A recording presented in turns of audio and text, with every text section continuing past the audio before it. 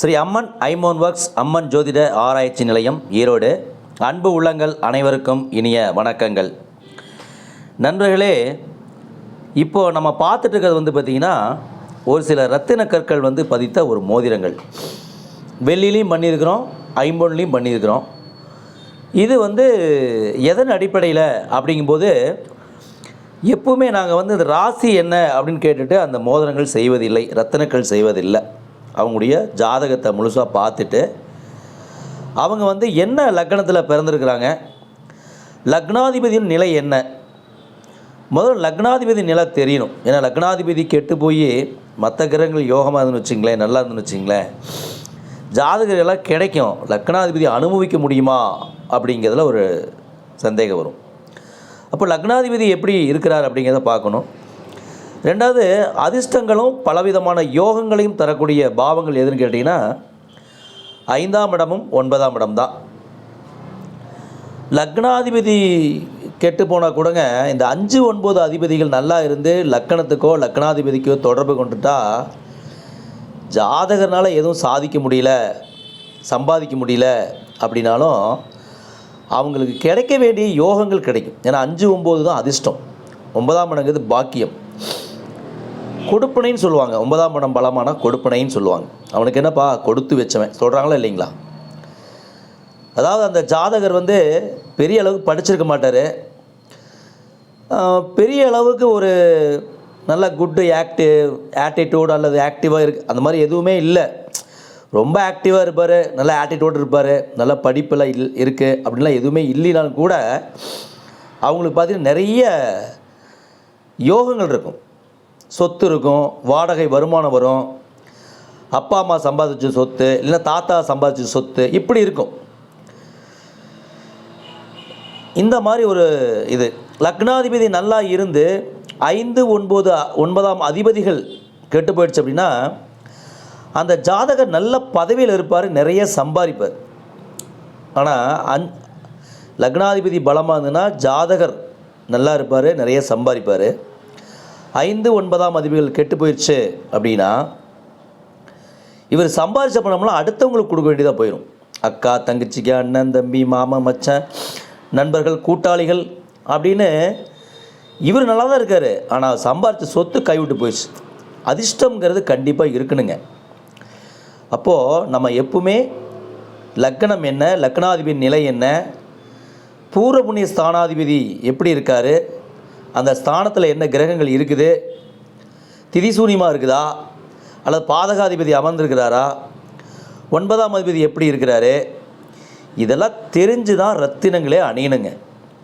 சரிங்களா? அப்போ தான் அந்த ஜாதகருக்கு ஏதாவது ஒரு வகையில் நன்மைகள் கிடைக்கும். சரிங்களா? அந்த வகையில் தான் நாங்கள் ரத்தினங்கள் செய்து கொடுக்கறது உண்டு. எங்களதில் பெரிய ஷோரூமெல்லாம் ஒன்றும் கிடையாதுங்க. நீங்கள் சும்மா ரொம்ப அதாவது ஒரு சில ஷோரூமெல்லாம் பார்த்தீங்கன்னா அந்த மோதிரமெல்லாம் வாங்கிறதுக்கு காரணகாரியமே தேவையில்லை, அழகாக இருக்குது வாங்கிட்டேன் அவ்வளோதான். ஆனால் நம்மளது அப்படி இல்லைங்க. என்ன காரணத்துக்காக இந்த மோதிரம் செஞ்சு போடணும், எந்த காரணத்துக்கு இந்த ரத்தினங்கள் அணியணும் அப்படிங்கிறத ஒரு காரணகாரியத்தோடு தான் செஞ்சு கொடுத்துட்ருக்குறோம். இது நீங்கள் பார்த்துருக்க சுக்கிரன், சனி, புதன். சரிங்களா? சுக்கிரன், சனி, புதன், கரிய மால் அழகர் அப்படின்னு ஒரு அர்த்தம். கரிய அப்படின்னா கருப்பான, அதாவது பெருமாள் எப்பவுமே கருப்பாக தான் இருப்பார்.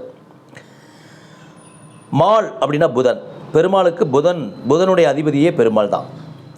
அழகர் அப்படின்னா அழகு, அழகுன்னா சுக்கிரன், சுக்கிரன், சனி, புதன், கரிய மால் அழகர். இந்த அடிப்படையில் தான் ரத்தினங்கள் செஞ்சு கொடு. இது எதுக்கு அப்படின்னா கன்னி லக்கணத்துக்கு, மிதுன லக்கணத்துக்கு, துலா லக்கணம், ரிஷப லக்கணம், மகர் லக்கணம், கும்ப லக்கணம் இதுக்கு ஒத்து வரும். இதுக்கு ஏதாவது ஒரு கிரகம் நல்லா இருந்ததுன்னா அதுக்கு போட வேண்டியது இல்லை. பாருங்கள், இதுக்கு பாருங்கள் இன்னொரு பக்கம் போட்டிருக்கோம், கருநீலமும் ஒயிட் ஜர்கான்னு தான் வச்சுருக்கிறேன். இது சுக்கிரன், சனி. சுக்கிரன், சனி அப்படின்னாவே லட்சுமி யோகம் அப்படின்னு ஒரு அர்த்தம் உண்டு, ஜோதிடர்களுக்கு நல்லாவே தெரியும். சரிங்களா? அதனால் எந்த ஜாதகப்படி அவங்களுக்கு என்ன கிரகம் பாதிச்சிருக்கு, என்ன கிரகத்தை பலப்படுத்தினா அவங்களுக்கு யோகம் கிடைக்கும் அப்படிங்கக்கூடிய கல் தான் நம்ம செஞ்சு கொடுக்குறோம். இது பார்த்திங்கன்னா ஐமோனில் பண்ணது. இது ரெண்டுமே வெள்ளியில் செஞ்சுருக்குது. இது ஐமோனில் செஞ்சுருக்குறோம்.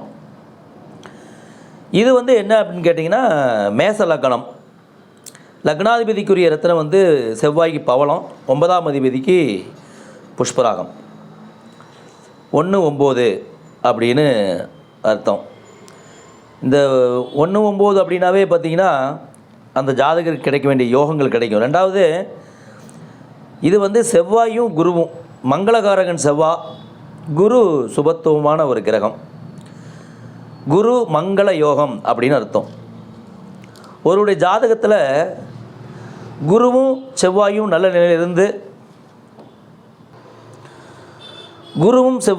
நல்ல நிலையில் இருந்து லக்னத்திற்கோ லக்னாதிபதிக்கோ தொடர்பு கொண்டால் அந்த ஜாதகருக்கு குருமங்கள யோகம் அப்படின்னு கிடைக்கும்.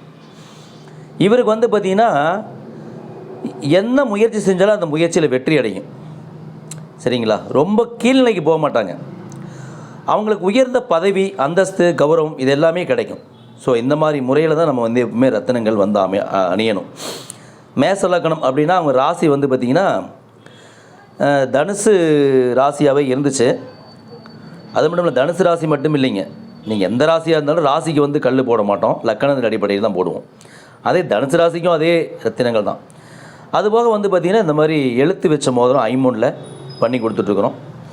நல்லா வந்து பார்த்திங்கன்னா உங்களுக்கு தங்க மாதிரியே இருக்கும். டிசைன்லாம் பார்த்திங்கன்னா தங்க மாதிரியே உங்களுக்கு தகதகன இருக்கும். ரெகுலராக யூஸ் பண்ணிங்கனாலும் நல்லா வந்து கருத்து போகாது, தங்க மாதிரியே தான் இருக்கும். சரிங்களா? இது புழங்க தான் நல்லா பாலிஷ் ஆகும். நம்ம எழுத்து போட்டுக்கலாம், 1 எழுத்து, 2 எழுத்து, 3 எழுத்து இப்படி போட்டுக்கலாம். நன்றி நண்பர்களே. தொடர்ந்து எங்களுக்கு ஆதரவு கொடுத்துட்டு வர உங்கள் அனைவருக்கும் எங்களுடைய மனப்பூர்வமான நன்றிகளும் வணக்கங்களும் வாழ்த்துக்களும். வாழ்க வளத்துடன், மேலும் புகழுடன். நன்றி நன்றி நன்றி.